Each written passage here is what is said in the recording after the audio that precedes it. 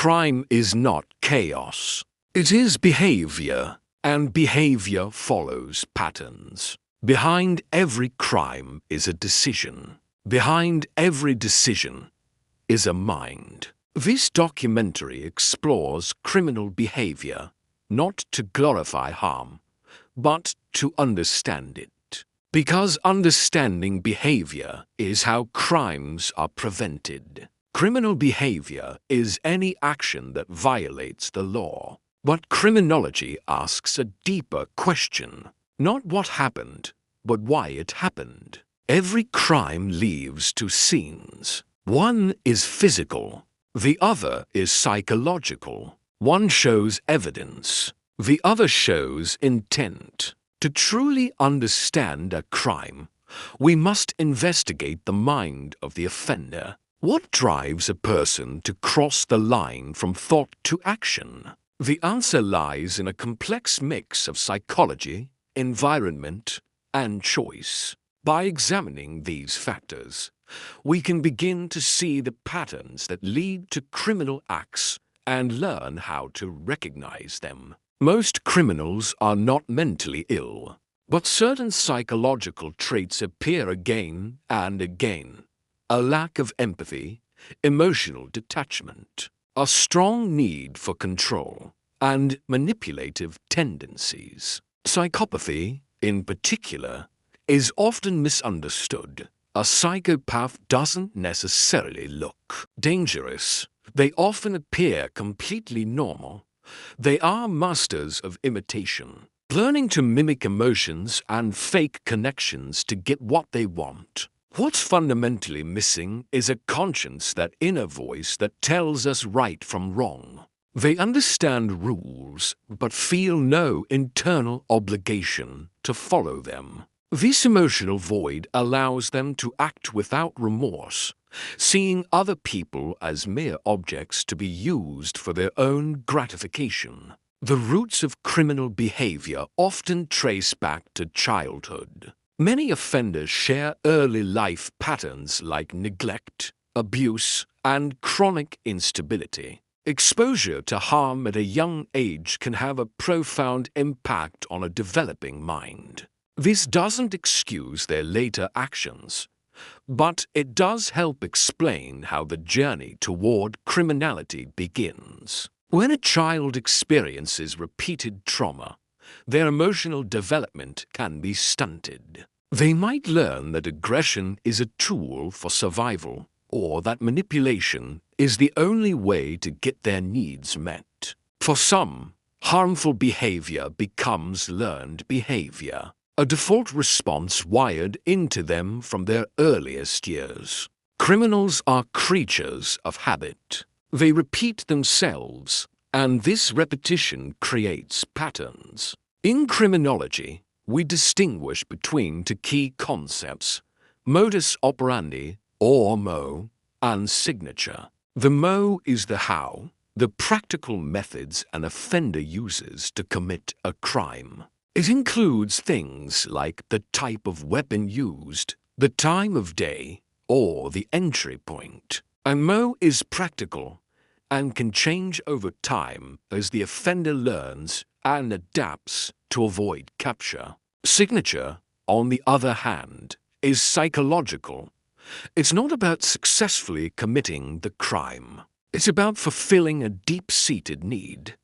It reflects the offender's internal world, their fantasies, their need for power, or their desire to inflict a specific kind of suffering. The MO evolves, but the signature often remains constant. A psychological fingerprint left at every scene. Not all offenders think or act the same way. Understanding their different approaches is key to investigation. Organized offenders are planners. They are methodical, intelligent, and take steps to cover their tracks. They often stalk their victims and bring tools with them, demonstrating a high degree of control. Disorganized offenders are the opposite. They act impulsively, often in a fit of rage or panic. Their crimes are chaotic, and they leave a messy scene, providing more clues for investigators. Then there are serial offenders, who commit multiple crimes over time, often with a cooling-off period in between, driven by a consistent psychological compulsion. Spree offenders commit crimes in multiple locations over a short period, often triggered by a single emotional crisis. And mass offenders typically act at one location, driven by a deep-seated grievance or a radical ideology. Each type leaves a different set of behavioral clues. Criminal profiling is one of the most famous, yet misunderstood, tools in criminology. Profiling does not magically identify a specific suspect. Instead, it narrows the field of possibilities by building a hypothetical picture of the offender. The core principle is that behavior predicts behavior. By analyzing the patterns left at a crime scene, the signature, the level of organization investigators can infer likely traits of the person responsible. These might include their age range, their social skills, their work habits, and even their personal history. This psychological sketch helps law enforcement focus their resources, develop interview strategies, and sometimes understand an offender well enough to predict their next move and prevent another crime from happening. So why are the warning signs so often missed? The truth is, most offenders don't walk around advertising their violent intentions. They blend in. They can be neighbors, co-workers, or even family members. The warning signs often appear quietly, in subtle patterns of behavior that are easy to dismiss or explain away. These can include escalating control issues in relationships, a growing obsession with grievances, a noticeable lack of remorse for hurting others, or small acts of aggression that slowly become more serious. People often want to believe the best of others, and it can be difficult to accept that someone we know is capable of causing serious harm. But silence does not equal safety. Recognizing these quiet escalations is crucial for intervention. This leads to the ultimate question: can offenders change?